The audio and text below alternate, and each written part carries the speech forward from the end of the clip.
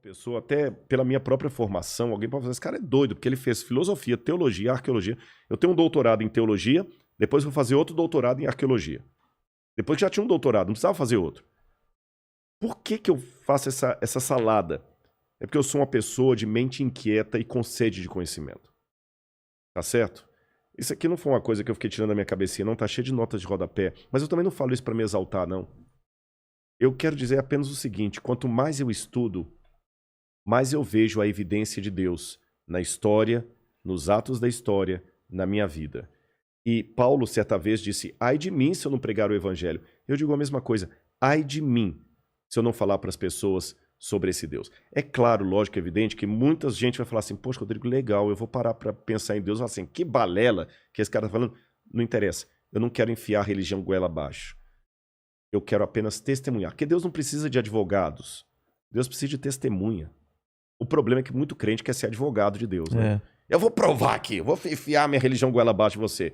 Poxa, se Deus precisasse de advogado, ele tinha gente melhor na OAB do que Rodrigo para defendê-lo.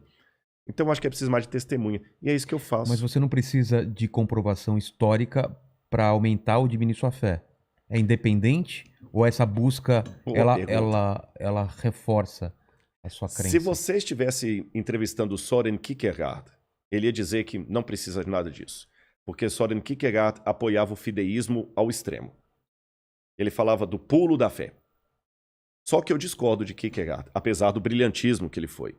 Eu discordo de Kierkegaard pelo seguinte, ainda que ele defina a espiritualidade como o pulo da fé, o salto da fé, essa expressão pulo da fé até está um pouco mal traduzida, jump of faith. Porque, na verdade, quando ele escreveu originalmente, ele queria dizer assim, é a plataforma da fé. Para eu pular no escuro, eu tenho que ter uma plataforma. Então, como é que funciona a fé para mim? Em primeiro lugar, a fé não é uma dicotomia entre fé e razão. Muito menos entre fé e evidência. Vamos ilustrar assim, Vilela. Se eu estou num prédio, está pegando fogo, e eu estou desesperado, aí eu vejo uma porta. Eu vou com a mão na maçaneta para abrir aquela porta. Daqui a pouquinho grita atrás de mim uma voz dizendo, não faça isso. E quando eu viro, vem um camarada do corpo de bombeiros, com aquela roupa amarela e tudo mais, o cilindro. Não, não toca na porta não. Abaixa e volta devagarzinho aqui. Obedece. Eu obedeço. Eu não sou estúpido. É claro. E ele deve ter as razões dele. É uma autoridade no assunto. Exatamente. De repente a porta tá quente, de repente tem um golpe de ar lá e que vai, ele sabe o que tá fazendo. Se eu for um cara esperto, eu obedeço. Sem questionar. Eu obedeço pela fé. Agora, já pensou se eu quiser dar uma de intelectualidade? Peraí, me justifica primeiro aí, qual a fundamentação teórica? Não dá tempo disso. Você tem que obedecer calado. Tá. Agora, eu vou mudar um pouquinho a situação. Eu estou de novo no fogo, indo para lá, seguindo o meu instinto de sobrevivência, como na primeira situação, mas ao invés de vir atrás de mim gritando um bombeiro, vem uma menina esquizofrênica, doida. Nada contra a esquizofrenia, que é uma doença que as pessoas que têm que ser respeitadas, tratadas. Não estou aqui querendo ser panfletário. É apenas uma ilustração. Uma menina que eu sei que ela é doida. Doida de bater panela. E ela fala assim, Rodrigo, vem comigo aqui, me dá a mão que a gente vai sair voando por aquela janela. Se eu desistir do meu plano de sair por ali, voltar e dar a mão para a menina, aí eu não estou sendo inteligente, eu estou sendo maluco. Qual a diferença dos dois casos? Eu vou explicar para você. No primeiro caso, em ambos os casos eu obedeci sem questionar.